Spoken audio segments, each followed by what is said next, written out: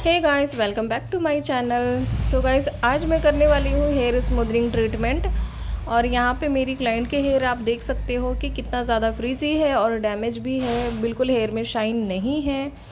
तो चलिए हम प्रोसेस को स्टार्ट करते हैं। उससे पहले गाइस, आप सबसे मैं बोलना चाहूँगी कि मेरे चैनल को सब्सक्राइब कर दीजिएगा और बेल आइकन को क्लिक करना मत भूलना, और वीडियो को शेयर भी कर दीजिएगा, ठीक है। तो यहाँ पे आप देख सकते हैं, आपको अच्छे से बिल्कुल झाग बना करके हेयर वॉश करना है, ठीक है। और यहाँ पे मैं ग्लैड का यूज़ करूँगी। आप लोग सब लोग जानते हो कि मैं ज़्यादातर यही प्रोडक्ट यूज़ करती हूँ, और या तो मैं लॉरियल का यूज़ करती हूँ, ठीक है।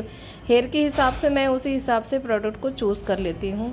तो यहाँ पे आपको क्या करना है कि सबसे पहले हेयर ड्राई कर लेना है। हेयर ड्राई करने के बाद में आपको यहाँ पे पैडल ब्रश से स्ट्रेट ड्राई कर लेना है, क्योंकि ये करना ज़रूरी होता है। मुझे लगता है कि क्योंकि मैं कंफर्टेबल होती हूँ, क्योंकि इससे क्या होता है कि जब हम हेयर आइनिंग करते हैं तो उसमें जल्दी से प्रोसेस हो जाता है।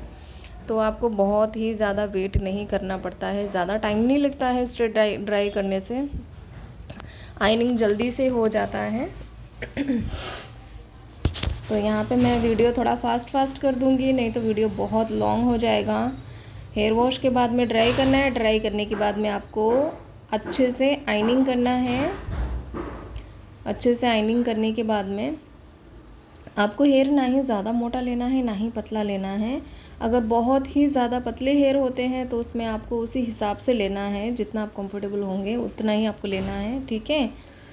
तो यहाँ पे देख सकते हो कि आइनिंग हमारी कंप्लीट हो गई है। अब मैं यहाँ पे फर्स्ट क्रीम की एप्लीकेशन करूँगी। मैंने यहाँ पे 4 पार्टीशन कर दिया है। और गाइस, क्रीम को रूट्स पे नहीं लगाना है, रूट्स छोड़ करके ही लगाना है, क्योंकि ये केमिकल होता है, हार्ड केमिकल होता है। तो हो सकता है कि अगर रूट्स पे लग जाएगा तो प्रॉब्लम हो सकती है ना। तो बचा करके एकदम क्लियरिटी से काम करना है, एकदम सफाई से काम करना है, बिल्कुल मैसी नहीं करना है, ठीक है। तो आपको अच्छे से क्रीम की एप्लीकेशन करनी है।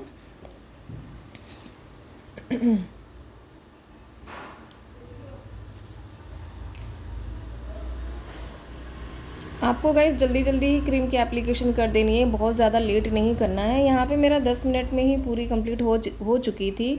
तो मैं यहाँ पे क्या करूँगी कि शावर कैप लगा के छोड़ दूँगी, क्योंकि गाइस एसी भी चल रहा था तो प्रोसेस होने में बहुत ज़्यादा टाइम लग जाता है ना। तो आपको कम से कम, मैं ये तो नहीं बोलूँगी कि आप इतने मिनट तक रखो, है ना। वो बालों पे डिपेंड करता है कि कब बाल बॉन्ड ब्रेक हो जाए, है ना।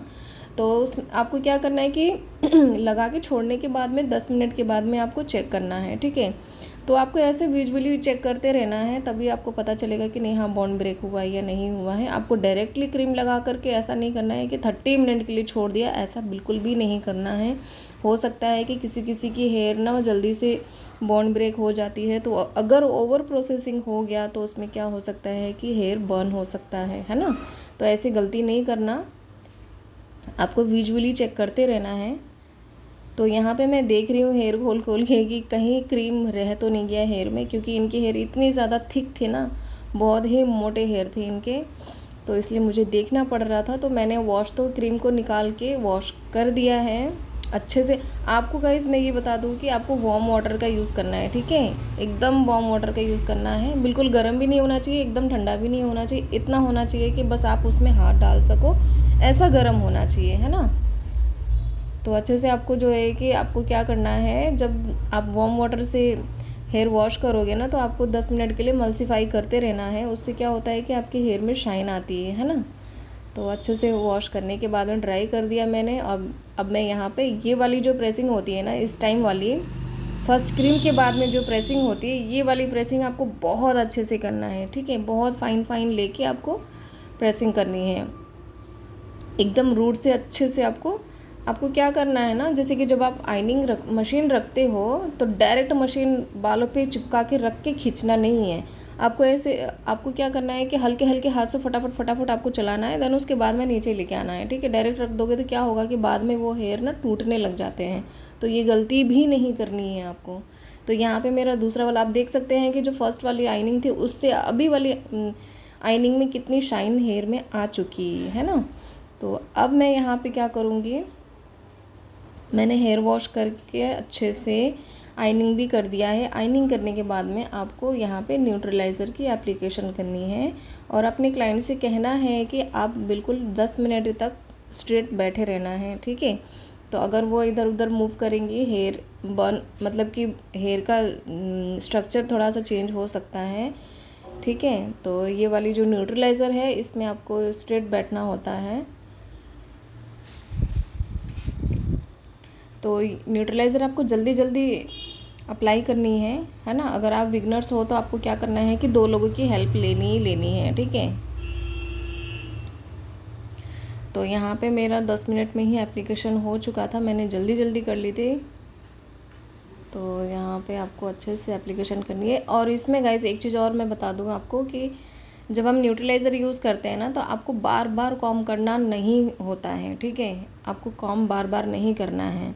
पता उसमें क्या होता है ना कि हेयर वीक होते हैं तो हेयर में स्प्रिंकल होते हैं ना, जैसे खींचता है हेयर रबड़ की तरह, वैसे हो जाता है। तो इसलिए आपको ज़्यादा कॉम नहीं करना। आप एक बार कर लो, ठीक है, उससे ज़्यादा कॉम नहीं करना आपको, ठीक है। इस चीज़ का भी ध्यान रखना। छोटी छोटी चीज़ें हैं गाइस जो आपको ध्यान रखनी पड़ेगी। आप जब करते करते रहोगे ना तो आपको एक्सपीरियंस होता जाएगा, क्योंकि हर किसी के हेयर अलग अलग होते हैं। तो हमें वो करते करते ही आइडिया मिलता है। जब हम अकेडमी या सैलून में सीखते हैं तो हमें एक ही बालों में प्रोसेस बताया जाता है, सिखाया जाता है कि इसको ऐसे ऐसे करना है, ठीक है। लेकिन जब हम आगे बढ़ते जाते हैं और क्लाइंट की करते जाते हैं तो हमें वो धीरे धीरे एक्सपीरियंस होते जाता है। और आपको ये लाइफ में खुद ही को ही एक्सपीरियंस करना पड़ेगा, ना कि अब सैलून वाले या ना ही एकेडमी वाले आपको हर बालों पे तो बताएंगे नहीं। तो आपको ये खुद को ही एक्सपीरियंस करना पड़ेगा। चीज़ें बिगड़ती भी रहेगी और बनती भी जाएगी, है ना। कोई चीज़ बिगड़ता है तभी अच्छा बनता है ना। ये हमारा एक साइड में हो गया है और दूसरी साइड में भी मैं फटाफट से एप्लीकेशन कर दूँगी।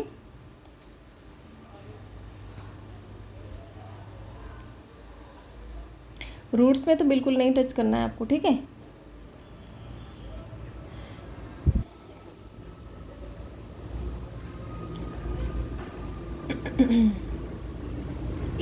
अगर गाइस आपको मेरे बताने पर आपको कुछ भी अगर समझ में आती है तो प्लीज़ आप मुझे कमेंट करके बता देना कि नहीं मुझे ये चीज़ समझ में नहीं आया है, या आप मुझे डिटेल में बताओ।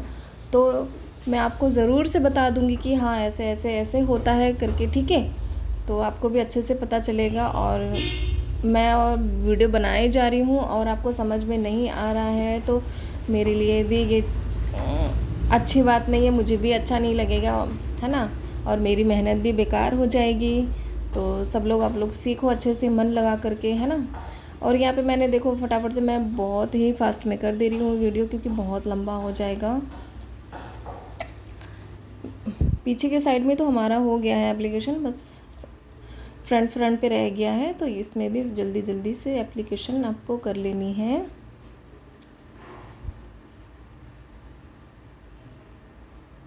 और एक चीज़ गाइज, अगर आपके फ्रंट के साइड में बेबी हेयर भी होते हैं ना, उसको भी आप पहले ही अप्लाई नहीं करना है, ठीक है।